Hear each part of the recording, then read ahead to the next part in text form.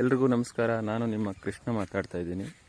ರೈತರಿಗೆ ಈ ಅಗಸೆ ಸೊಪ್ಪು ಎನ್ನುವುದು ಯಾವ ಥರ ಅನುಕೂಲ ಆಗುತ್ತೆ, ಕುರಿಗಳಿಗೆ, ಹಸುಗಳಿಗೆ ತುಂಬ ಮುಖ್ಯವಾದದ್ದಿದು. ನೋಡಿ, ನಾವು 9 ಅಡಿ ಡಿಸ್ಟೆನ್ಸಲ್ಲಿ 1 ಎಕರೆ ನಾವು ಬೆಳೆದಿದ್ದೀವಿ. ನೋಡ್ಬೋದು ನೀವು ಯಾವ ಥರ ಇದೆ ಅಂತ. ನಾವೆಲ್ಲ ಡ್ರಿಪ್ ಇರಿಗೇಷನಲ್ಲೇ ಮಾಡಿದ್ದೀವಿ. ಕೆಲವರೆಲ್ಲ ರೈತರೆಲ್ಲ ಅಡಿಕೆ ಗಿಡದಲ್ಲಿ ಇಡ್ತಾರೆ ಮತ್ತು ಸಪ್ರೇಟಾಗಿ ಹಾಕ್ಕೊತಾರೆ. ನೋಡಿ ಯಾವ ಥರ ಇದೆ ಅಂತ. ಇದಕ್ಕೆ ಎಷ್ಟು ತ್ಯಾವ ಇದ್ದರೆ ಅಷ್ಟು ಯಥೇಚ್ಛವಾಗಿ ಬೆಳೆಯುತ್ತೆ. ಈಗ ಕಟಿಂಗ್ ಬಂದಿದೆ, ಕಟಿಂಗ್ ಮಾಡ್ಬೋದು ಇದನ್ನು. ನೋಡಿ, ನಾವೆಲ್ಲ ಅಡಿಕೆ ಗಿಡದಲ್ಲಿ ಇಟ್ಟಿದ್ದೀವಿ ಇದನ್ನು. ಹಸುಗಳಿಗೆ ತುಂಬ ಮುಖ್ಯ ಇದು, ಕುರಿಗಳಿಗೂ ಇನ್ನೂ ತುಂಬ ಮುಖ್ಯ ಇದು. ಜೋಳ ಅದರ ಜೊತೆಗೆ ಇದನ್ನು ಕೊಡ್ತಾರೆ ಕುರಿಗಳಿಗೆ.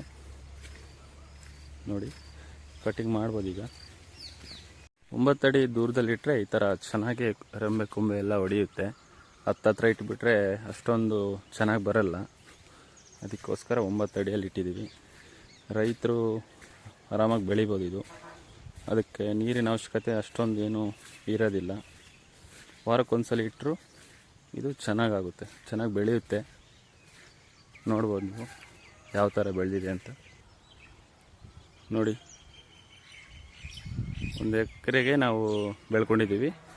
ಇದನ್ನು ಕುರಿಗಳವ್ರು ತಗೊಂಡು ಹೋಗ್ತಾರೆ. ಇದು ಬಂದುಬಿಟ್ಟು ಸಾಲು 3,000ದಂಗೆ ಕೊಟ್ಟಿದ್ದೀವಿ. ನೋಡಿ, ಇದನ್ನ ನೋಡಿ, ಈ ಕಡೆ ಎಲ್ಲ ಕಟಿಂಗ್ ಮಾಡಿದ್ದಾರೆ ಆಗಲೇ. ಇದನ್ನು ಇದೇ ಥರನೇ ಕಡಿಬೇಕು, ಇಲ್ಲಾಂದರೆ ಅದು ಚೆನ್ನಾಗಿ ಬರೋದಿಲ್ಲ ಅಂತ ಹೇಳ್ತಾರೆ ಕುರಿಗಳವರು. ನೋಡಿ,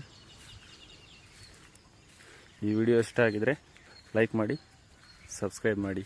ಧನ್ಯವಾದಗಳು.